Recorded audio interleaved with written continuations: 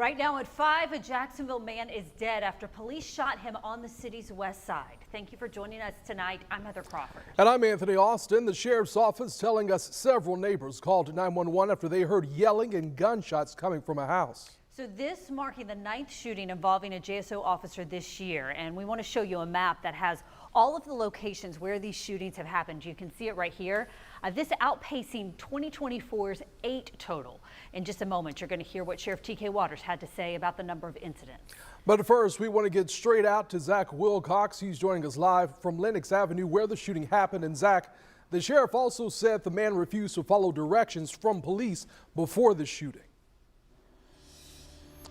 Yeah, Anthony, we got a briefing from JSO this morning where they mentioned that they got the call out here after all those sounds of gunshots. They knocked on the door. A man came to the door with a gun, never pointed it at officers, but also wouldn't follow their directions to put it down and come outside. So it was ultimately when he ran to the house immediately next door and started pounding on the door and wouldn't stop. That's when the sheriff said that they had to shoot and kill him.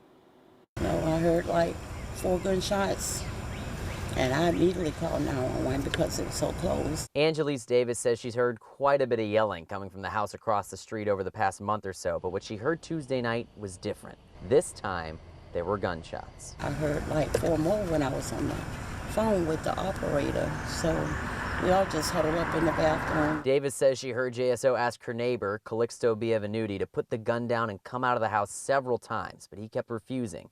So she stayed in the bathroom. We didn't have no way to go out back, so we just had to like stay in the bathroom till we just got so exhausted and when we got in the bed and we woke up and it was still going on. JSO reports family members said Beavenutti's behavior started when he couldn't get some drugs. While they monitored him in the house from a distance, Sheriff TK Waters says officers had to use deadly force when he ran to a neighbor's home, pounding on the door. Cannot allow him to take a hostage.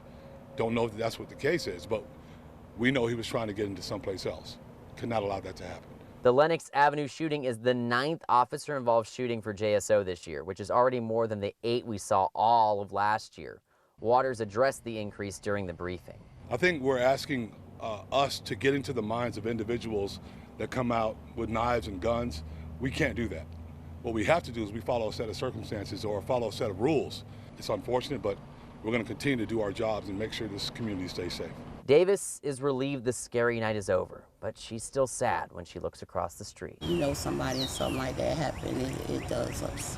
It's going to be a good day for me.